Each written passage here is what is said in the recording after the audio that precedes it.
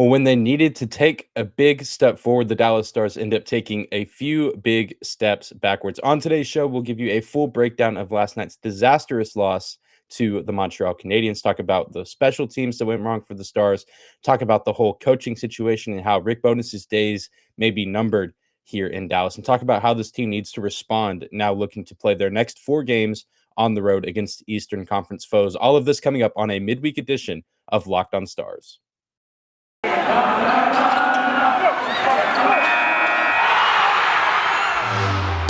Your Locked On Stars, your daily podcast on the Dallas Stars. Part of the Locked On Podcast Network. Your team every day.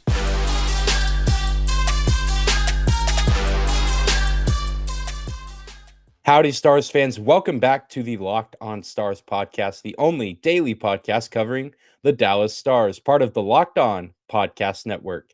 Your team every day. I'm your host, Dane Lewis, and you are locked on the Dallas Stars on this Wednesday, January 19th, getting toward the end of the first month of 2022. How about that, folks? Time is flying by, as seems to be the case as always these days, especially in my life. And it seems like last night, the loss that the Dallas Stars took at the hands of the Montreal Canadiens, the night could not come to an end quick enough for myself. It's one thing to lose a game, but to lose just the way they did, just losing control of things as the game goes on, and kind of a weird, scrappy third period between the two teams. We saw a couple of ejections. Tyler Seguin gets bumped in the head. Just an all-around very, very weird game, but ultimately resulting in the Stars losing 5-3 to the Montreal Canadiens, who before this game had only 7 wins on the season, playing the second night of a back-to-back, whereas, on Monday, they lost to the Arizona Coyotes by a score of 5-2. So not a good look for the Dallas Stars, crucially needing 2 points, especially on a night where Nashville lost to Vancouver, Winnipeg lost in overtime to Washington.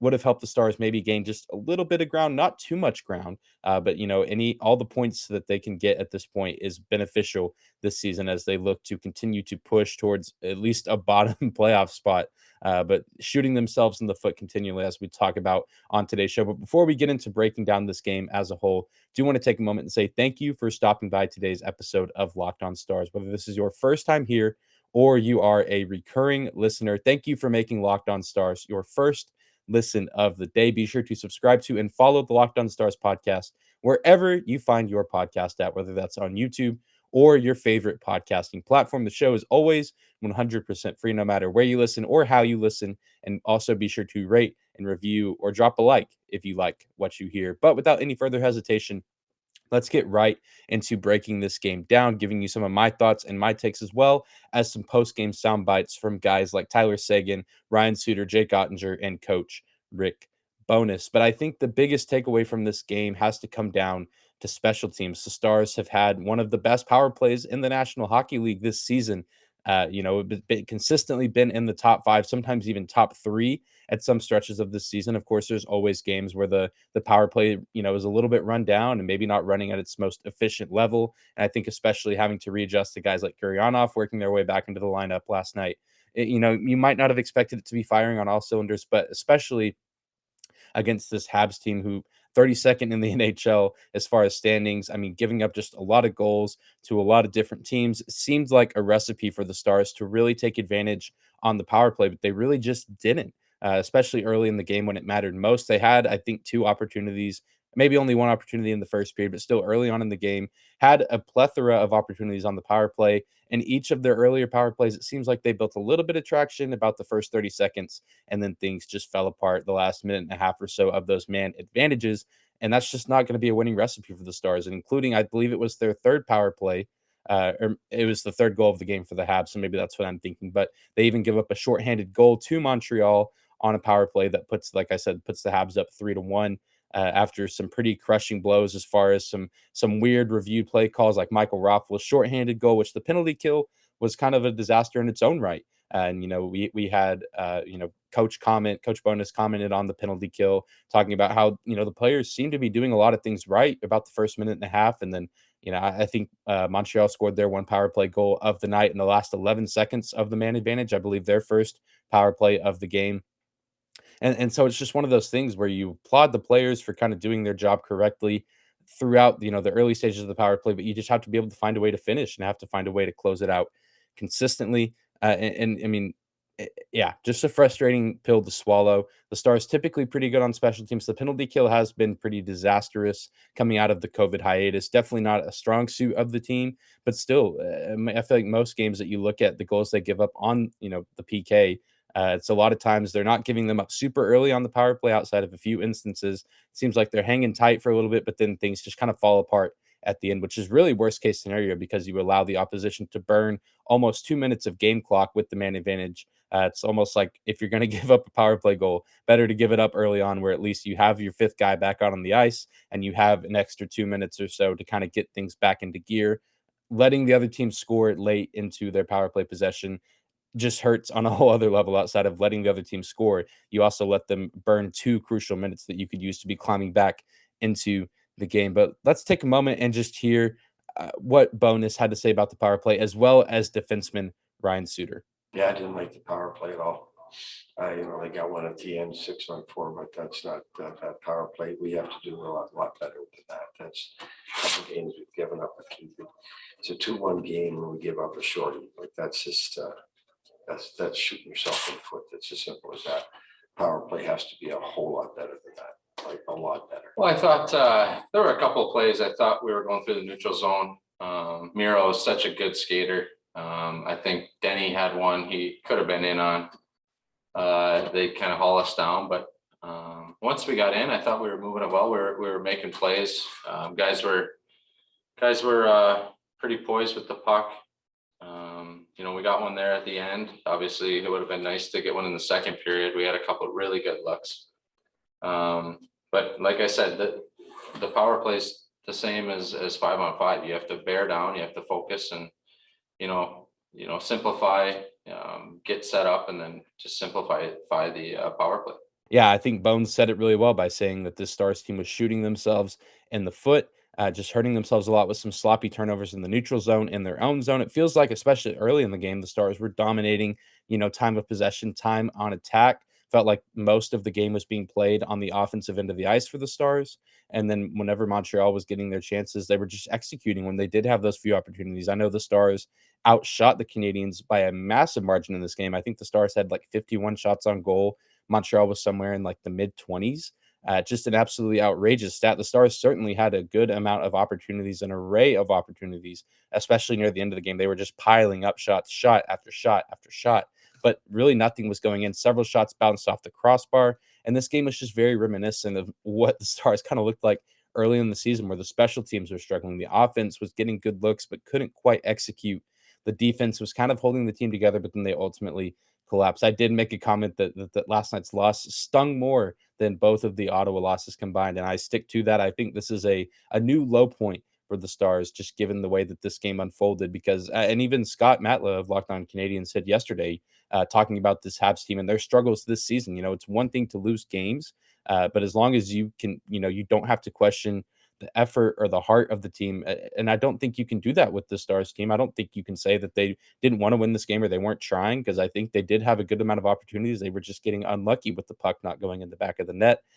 And it's just, you want to be able to accept this defeat and just kind of roll with the punches. And it's just, as someone who's watched this team as much as I have, and I'm sure many of you listening as well have watched just about every game the Stars have played this season, we're just seeing too much of the same thing. And it's almost just kind of like a scripted routine at this point, especially against these below average to bottom tier teams, is we don't know what Stars team we're going to get. And, we've been saying the past week, good teams win at home, great teams win on the road. Great teams also dominate opposition that they should be in. The Stars have shown that they can be a really good team on good nights, and especially whenever their special teams are buzzing and playing at a top tier level. But we just weren't seeing that from the Stars in last night's matchup. And I think that ultimately cost them the game, cost them 2 crucial points now going on the road, where they've just been absolutely disastrous. And things look bleak right now. That's just the way to say it. Optimism kind of fading from, my vision of this team so far this season after last night's matchup. I know guys like Suter and Ryan Suter, I will say, seemed very, very poised in his post-game presser. Oettinger and Seguin a little bit defeated. Seguin just not a whole lot of words to say. Oettinger a little bit rattled. He did get pulled in the third period, and Braden Holtby did come in relief of him. Oettinger has had a few tough outings in his last game in Florida against the Panthers, and then of course last night against the Habs in Dallas.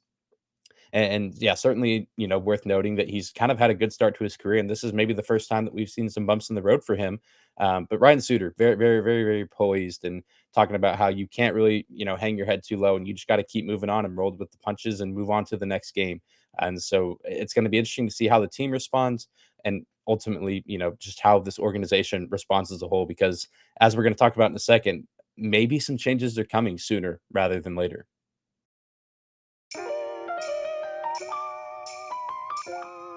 Today's episode is brought to you by Built Bar, the protein bar that tastes like a candy bar, or even better than a candy bar.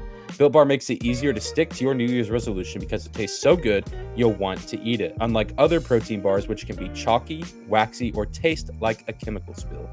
You want to eat healthy, but it just gets so boring. By like week 3 of your resolution, you might be thinking, this is just not worth it. Where's the chocolate in my life? Well, Built Bars are covered in 100% real chocolate. Most Built Bars contain 130 calories, 4 grams of sugar, 4 net carbs, and 17 grams of protein. Compare that to a candy bar, which usually has around 240 calories, 30 grams of sugar, and dozens of net carbs. You can go to built.com right now and use promo code LOCKED15 to get 15% off your order. Again, use promo code LOCKED15 to get 15% off your order at built.com.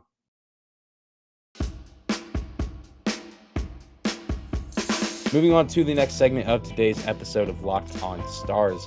I want to take a moment and talk about just the state of Rick Bowness now. I feel like it's a topic of discussion recently amongst Stars fans on social media and something that we've hit on several times throughout this season.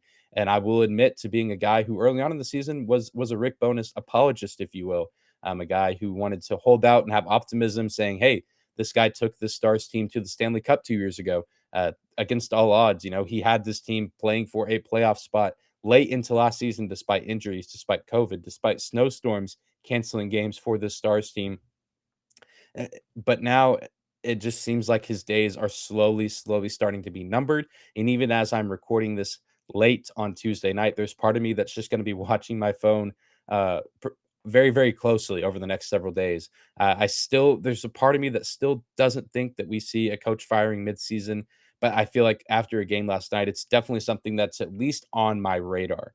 And I feel like on a lot of Stars fans' radar as well. And I know several Stars fans have been calling for Bowness to be fired since the beginning of the season, basically.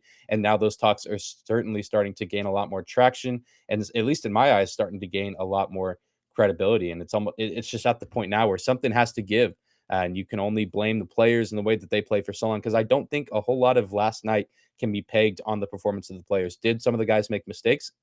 Absolutely. Some guys made some sloppy turnovers that led to the Canadiens getting some goals, ultimately costing the game. You can't just say the players played a perfect game, but there's just so many times where and we talked about it on Monday's show, just no real accountability from Bowness or his coaching staff. He talked a lot about poor puck management in his post-game presser, really nothing to do with the structure of the game plan or how the game was being played. And at that, you just can't make that excuse too much more this season, especially after a game like that. I mean, it shouldn't really matter what kind of structure or system you're running in a game against the 7-win Montreal Canadiens. With the talent you have on the Stars roster, sure, you're down Jason Robertson, but you still have Rupe Hintz, you still have Joe Pavelski, you still have Tyler Seguin, who found the back of the net, Jacob Peterson, Denis Gurianov, who's limited but still played a pretty good game overall.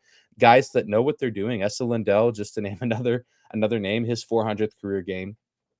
Just all around, you have the talent to not only compete with a team like Montreal, but blow them out of the water on a good night. And just again, to really see to see a lack of accountability from Bowness after this game, it's just another really infuriating thing to see. And even he seemed a little bit rattled, shaken up, which I'm just sure he is. It just doesn't seem like there's really the proper adjustments being made for this team. And normally I would have some more sound bites here, but Tyler Seguin asked in his post game presser, if he thinks Coach Bowness still has the attention of the locker room and the locker room is still buying in. And Tyler just said, yeah, not even going to play an audio clip there. Literally the word, yeah, which I feel like that's how you answer that question as an athlete, no matter what sport you're in. You don't want to speak too much into it, say the wrong thing, or lead, the media to peg even more questions and everything built in speculation.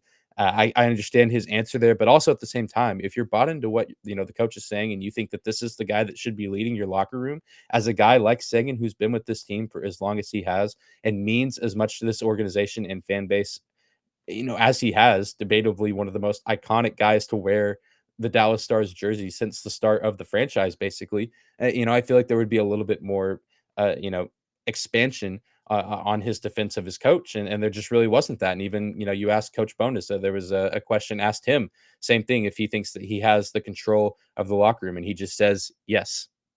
Does he have controls of his players? And he says yes. Again, I understand why he answers that question in that way, but does he? I just can't imagine that he has too much of that locker room bought in to the idea that this team can make the postseason and make a postseason run. I just don't envision it happening, especially now just eh, with this loss to the Canadiens and loss like to the Florida Panthers. I mean, I can understand losing to a team like Florida because they're a fantastic team, likely going to be in the Stanley Cup final this season.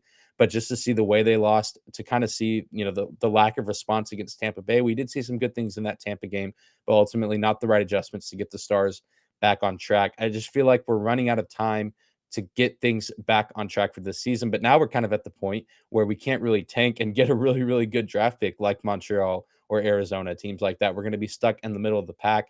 The Stars find themselves in such a weird predicament. And it's just hard for me to believe that that locker room fully is supporting Rick Bowness and that they're able to buy in 100% to what he's saying. And so I can't put myself on record, to say fire him right now. This is the solution, but it's getting more to the point where I'm starting to think that that is certainly an option worth exploring, and at least see what might happen if a change like that is made. Because the way things are right now, it doesn't look like the Stars are going to be turning things around anytime soon. And you hear the phrase all the time, "But if it ain't broke, don't fix it." Well, something is broke, and something needs to be fixed. And it's hard to really point fingers at any one player or group of players that's bringing down the play of the team. Because again, there was mistakes, there was some sloppy errors, but overall, I think the team as a whole put forth a pretty good effort, especially at the end. There was a lot of fight, especially after the weird debacles, scuffles with Seguin getting penalized, even though he got hit in the head.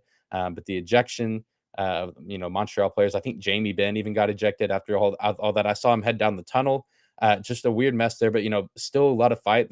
Joe Pavelski scores that third goal of the game with 2 minutes left. I mean, getting the power play goal, making the game look a little less ugly. You never really saw a quit from the Stars team. They continued to put shots on net late into the game, even down to the last second. And so something has to give. And I don't think that there's really a single player that you can point to, and you have to look towards the coaching staff. And so, going to be a very, very interesting storyline to follow over this next week, and even into the weekend as the Stars play these next 4 games on the road.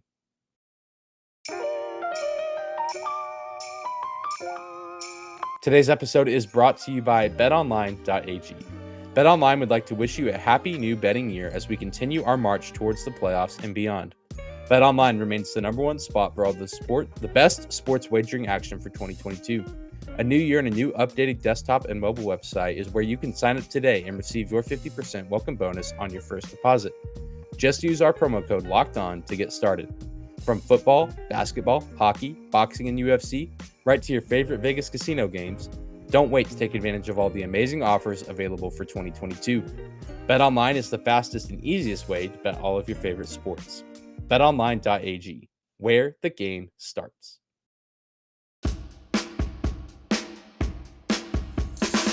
And to close out today's episode of Locked On Stars, I want to take a moment and just talk about how this team needs to respond going into this aforementioned 4-game road trip. They're going to be playing the Buffalo Sabres. They're going to be playing the Philadelphia Flyers, the New Jersey Devils, and the Detroit Red Wings. I may have gotten the order a little bit mixed up there, but those are the 4 teams that they will be playing in their next 4 matchups, all of them away from home, all of them against Eastern Conference opponents. Some teams on paper like Buffalo and Philadelphia and even New Jersey that they should be better than, but we've seen what happens when the Stars are expected to beat their opposition. But got to hear from a lot of guys on this roster about, the game last night and how it affects them moving forward, including guys like Tyler Seguin, guys, like I said, Oettinger, Ryan Suter. So let's take a listen to what some of these Stars players had to say about this team responding after a depressing loss to the Montreal Canadiens. I agree. You can only say that so much. we have to work harder. When you're not scoring goals, you work harder and you get little dirty. You find ways to score. They don't have to be pretty goals. You kind of will the puck into the net by bearing down, and that's what we need to focus on moving forward. Is they're not going in easy for us right now, so just work harder and muck it in and do whatever you have to do. It doesn't have to be pretty goals. They just have to go in. I mean, they all hurt. They're all opportunities, wasted that can come back and, bite you at the end of the year. We lost to Ottawa a couple of times this year and now lost to Montreal. And, hopefully this is just a blessing in disguise in a way that we have no choice but to get our act straight on the road. Coming up, going on a long road trip here.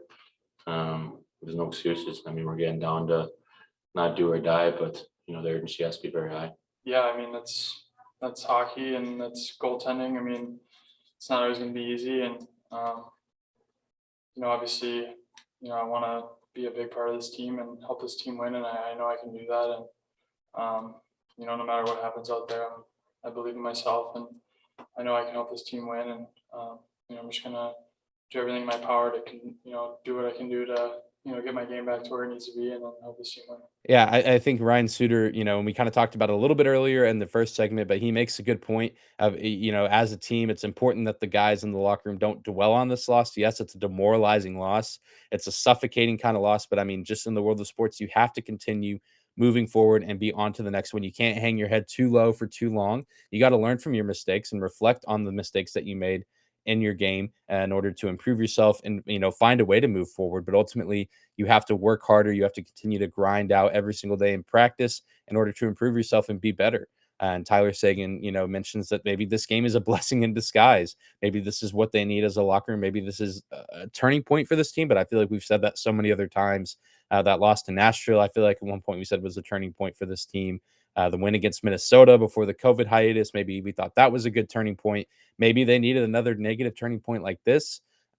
Who's to say? Maybe this game is what finally unites this locker room and turns them around. And maybe there's some other changes that get made. Maybe now John Klingberg does get dealt, and some new guys, emerge on the roster into the lineup. And it's all just kind of convoluted right now. But I think that it's so important that this Stars team continues to fight. Jake Oettinger mentioning, he needs to, believe in himself and, continue to lean on the guys around him in the locker room. Really important for him to kind of get his mojo back. I was hoping this game against the Canadiens would be a game where he gets his mojo back after the outing he had in Florida, but clearly kind of going through a slump right now. So I think it's going to be really important for him to lean into the guys that he has in the locker room as far as defensemen and forwards, but also really lean into the help of Braden Holtby and even Ben Bishop. I know Bishop is still around this organization quite a bit and interacting with these guys pretty consistently. And so I think Jake really needs to, take the counsel of the guys that he can.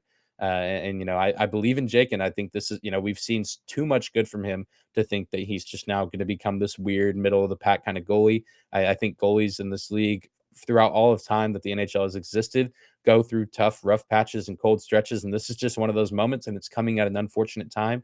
But I think it's going to be beneficial for him to have Holtby back now that he's back from COVID protocol. Certainly expect to be seeing him on Thursday whenever the Stars take on the Sabres. Going to be really interesting to see how that unfolds. And I'm really curious to see how this team responds, coming out against a Buffalo team that's definitely, not up to the standard of some of the other teams that they've played as of late, your Floridas, your Tampa Bays, even your St. Louis's, teams like that. And so how is this Stars team going to play away from home against a supposed inferior opponent? Can they regroup and kind of pull themselves up together, pull themselves up by their bootstraps, if you will, or by their skate straps, if that's even a thing, and find a way to win for themselves? Because I think I still, again, don't necessarily buy into the fact that they're buying into what Coach Bowness is saying to them. But I think that these guys do like playing for each other, and there's really good chemistry on this team. A lot of the guys on this roster were in that cup run back in the Edmonton bubble in 2020. And so I don't think that they're just ready to roll over and die just simply for the sake of playing for each other and helping each other, succeed here in the league and have a successful season as the Dallas Stars as a whole. So I think we're going to figure out a lot about this team on the short trip. We say that all the time on this show whenever this team hits the road or has a tough stretch of games coming up. But I think this week especially going to be very, very telling as far as the trajectory of the Stars season, whether, things are going to continue to trend downward, or maybe if the Stars can kind of catch a wave again and start going back up. Going to be really, really interesting to see how it unfolds. But that's going to do it for today's episode of Locked on Stars. Thank you guys again for making Locked on Stars your first listen of the day. Now go make your second listen of the day at the Locked on Bets podcast, your daily one-stop shop for all of your gambling needs, hosted by your boy Q with expert analysis and insight from Lee Sterling. The Locked on Bets podcast is free and available wherever you get your podcast at, just like the Locked on Stars podcast, which if you are not already, please do subscribe and follow the Locked on Stars podcast wherever you listen to your podcast at, whether that's on YouTube or your favorite podcasting platform. Be sure to also find me and follow me on Twitter at Dane_Lewis. That's at DANE 2_LEWIS. You can also find the show on Twitter at Locked on Stars. Be sure to tune in tomorrow as we will give you a preview of this Stars Sabres matchup. The first time seeing the Buffalo Sabres this season, and the first time seeing them in quite a while because of the division realignments last year. Haven't seen our pals from Buffalo in quite some time, but we'll give you a full preview of that game on tomorrow's episode. We'll see you then, Stars fans. Hope you have a great day.